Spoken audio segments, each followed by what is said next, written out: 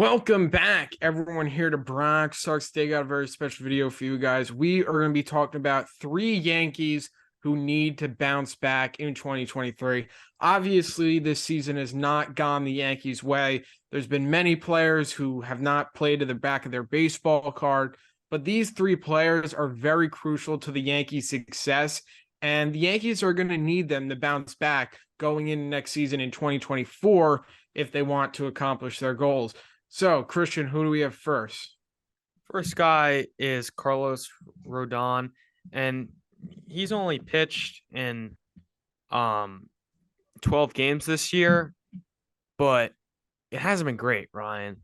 Nearly a 6 ERA, and this is not what we expected when we signed him to a $160 million deal, right? And, I'm not going after the Yankees at all for going after this guy. I thought it was the right move, and so did you, and so did most fans. But what his performance this year wasn't good enough. And to be honest, Ryan, and it was a little delusional what we were saying, but he pitched in some kind of big games. And, of course, it was a bad season either way, and we're probably still not in the playoffs.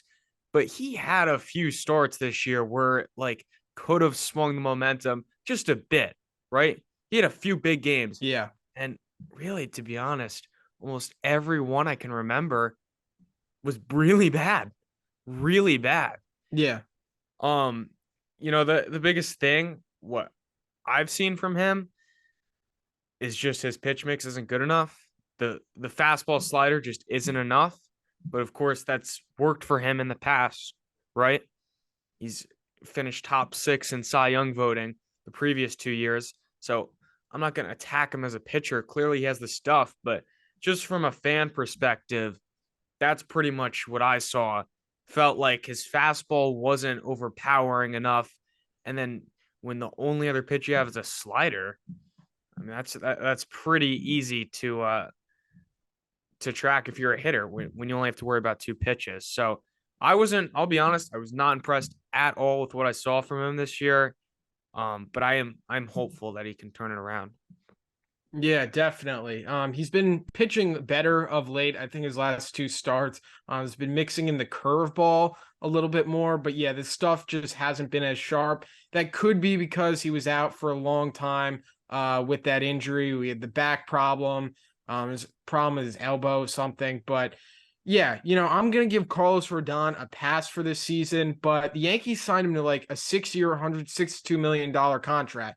He has to go out there next season and pitch really, really well. He has to be that ace number 2 or co-ace with Garrett Cole, however you want to spin it, and he has to pitch well next season. There's no other way around it. And he knows that, and he's a bulldog, and I think he has a really good mentality.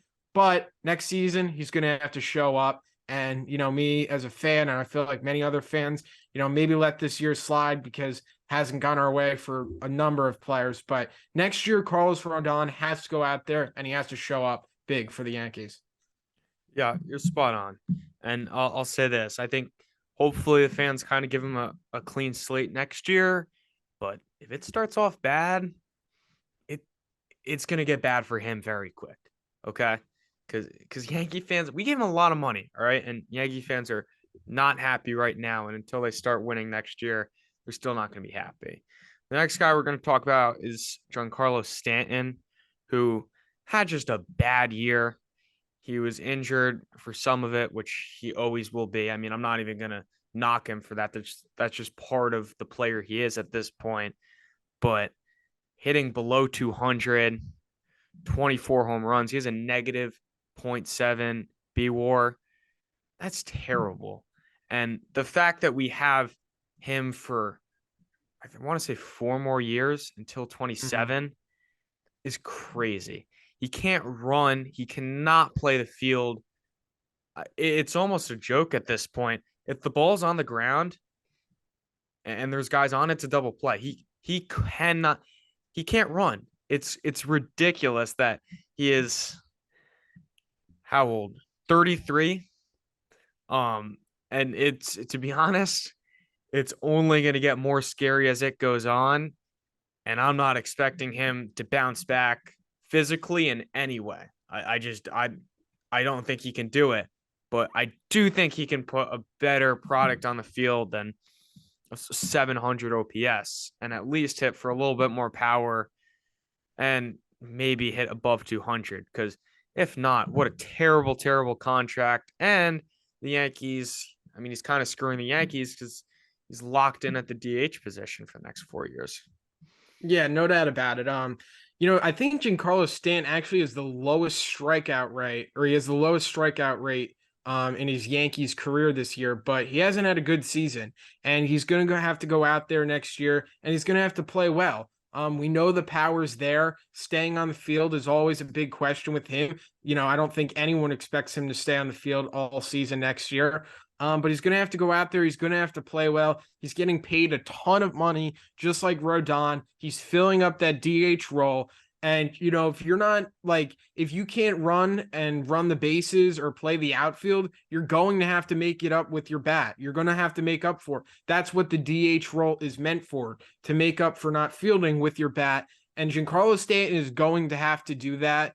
And if he can't, Christian, it just puts the Yankees in a really tough spot, because it's like, do you hang on to Giancarlo Stanton? He has a no trade clause as well. So it's not like they can really go out there and trade him with ease. So it's going to be interesting. But, the bottom line for Giancarlo Stanton is next year he has to play well. I mean, the guy's had a phenomenal career. He's close to being a future Hall of Famer. But he has to have some good years for that to happen down the stretch. But yeah, bottom line, Giancarlo Stanton has to be better and play better next season. Yeah, and the last guy we're going to talk about is Anthony Rizzo, and this is the guy I'm most confident in. He was playing amazing, really, up until he had that little incident with Tatis and the concussion. It sucks that the Yankees had to wait 2 months to put him on the IL, but they did, and it happened. He's shut down for the season now, but I think I'm at least pretty confident he's going to be able to be a player similar to what he's been in his career. Because I really do think it was the injury, and that probably got in his head a little bit, and it kind of just spiraled. But I mean, Anthony Rizzo is a really professional hitter. He's good at first base, so I'm pretty confident he's going to turn around. Yeah, me too. I'm pretty confident as well. But he is the Yankees' first baseman, and they're going to need Anthony Rizzo to perform how he's performed as a Yankee. I mean, I feel like outside of this year with the big injury that he's had, with the concussion, he's had a really solid Yankee career. He was really good in the playoffs in 2022, one of the only hitters that was hitting besides Bader. But Anthony Rizzo, he's the Yankees' first baseman. That's his position. And he's just going to have to go out there next year and play well, as do all of the Yankees that are on the 2024 roster.